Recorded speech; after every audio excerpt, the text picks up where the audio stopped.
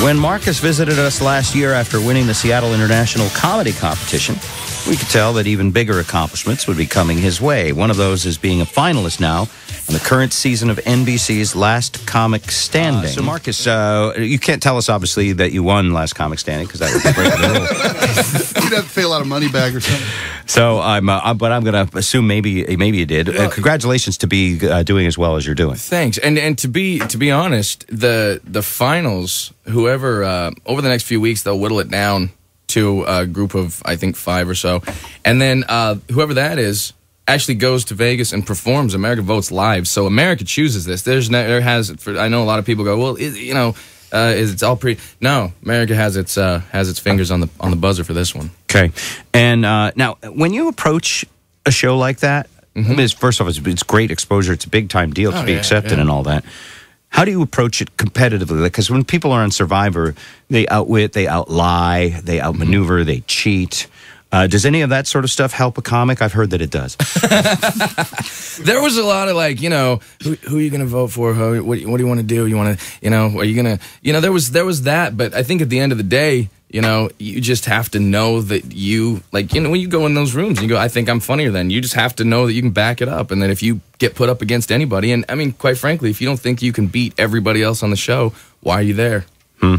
Does a soft, sensitive comic stand any chance at all, or they should get their own wussy show? I mean, I think your attitude, I mean, being a nice person or being a good person, I mean, that's, you have to do that anyway. I mean, that's just, be nice, that's fine. But when it comes to comedy, that's when you're a killer. Right. Last Comic hugging, that show. Yeah.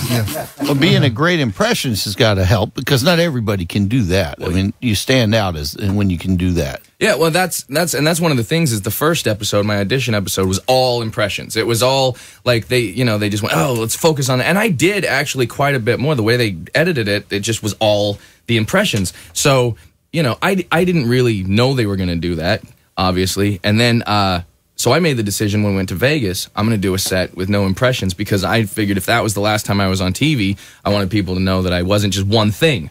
So we went in there and did the entire different impression-free set, and Shrippa called me out on it. He goes, hey, you didn't do any impressions. And actually, I got to do some for him there on stage, and it got a huge response. So I think now, people realize, well, oh, what's he going to do? I can go in the bag. I can bring out the voice stuff. I can bring out the stand-up stuff. I can do whatever I want. So, yeah. So smart.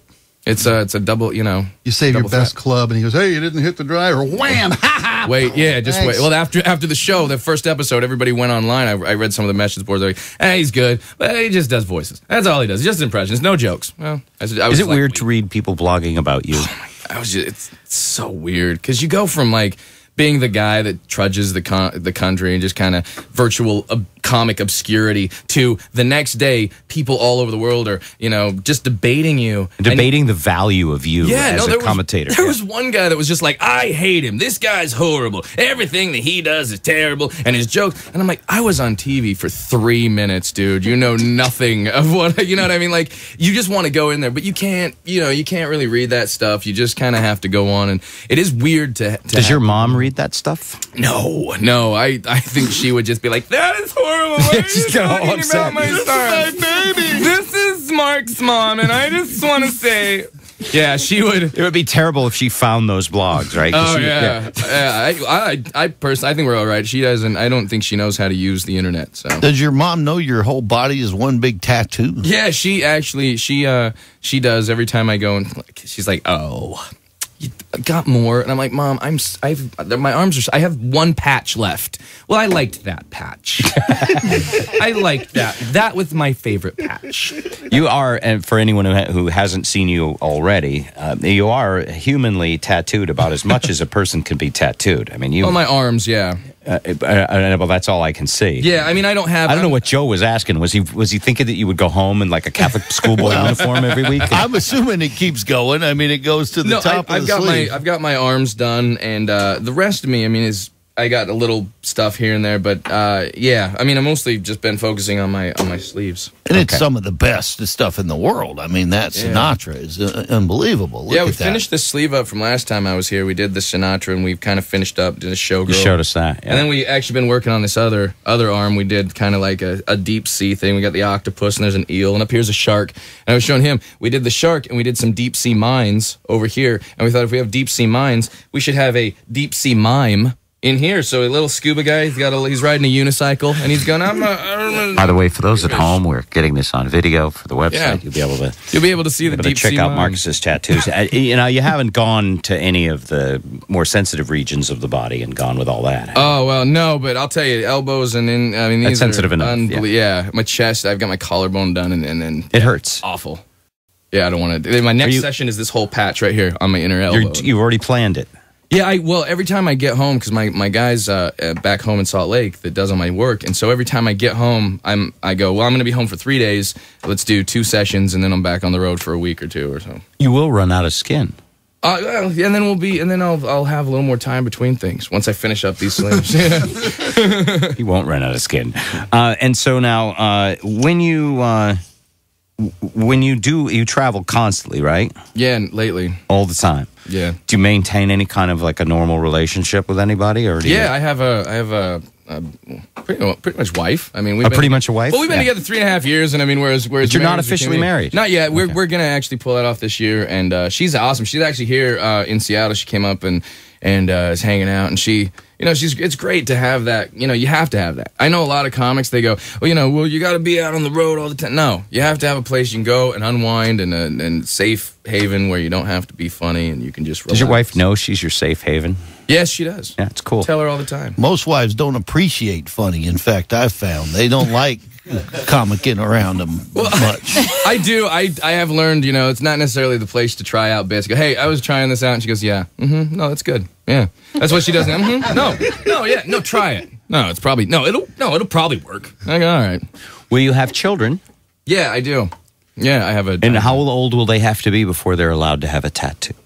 Well, my daughter's 14, and you do already have a daughter. Yeah, I have a daughter's 14, and I told her, I said, hey, 16 if you want to start. And she's like, it's kind of that thing, like if your parents smoke, then you're like, I don't want to smoke. So she's kind of like, I don't know, I don't want to get I don't know. So do you regret it at all? I mean, as your star is rising, you're on network TV. Do you think this might, you're not going to be Jerry Seinfeld. You're not going to you're not going to have that gig. And if you do become really huge, you're not going to be able to hide. I mean, the paparazzi's going to see you coming from a long ways away. Well, I think of it like this. I mean, number one, Johnny Depp, for example, is covered in tattoos. He's literally got him. He's got him on his hands, and if people want to work with you, they'll make it work. He's Captain Jack Sparrow. He is Captain Jack Sparrow. He's very good at it, and he's wonderful. And the people don't realize he's completely tattooed, and he is, but they cover it up. And so I figure if people want to work with me bad enough, they'll cover him up. Be their problem. But at the same time, it also.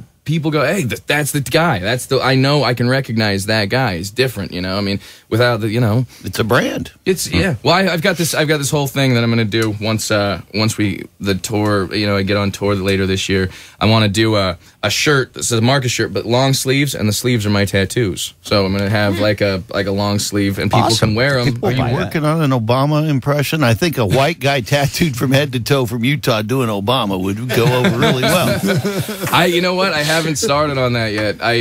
It's one of those things where I watched him, and I've been trying to pick up on it, but I haven't really nailed it down just yet because I don't want to commit as an impressionist. Because that's the thing, as an impressionist, we've had a string pretty much since Kennedy of great presidential voices. Mm-hmm. I mean, you go through all of them: Nixon and Reagan and Bush 1 and Bush 2, the Bushening, which is the sequel, and Clinton. I mean, tell me that hasn't been great. It's phenomenal. So, yeah, but both McCain and Obama are pretty cool voices. Yeah, they're cool. McCain is just talking out the side of your mouth with your neck stuck in your head. Yeah, see, that's good. It's Nixon meets Reagan. Yeah, Obama. I just think Obama's just gonna. I love his voice. Just like, hey, Obama, drink Colt 45. I'm expecting him to do. He's like Billy D. Williams. Yeah, just talk about bombs. Bombs. Drop them. Oh, All right, Marcus, thanks for coming in. Thanks, guys. Drop in anytime.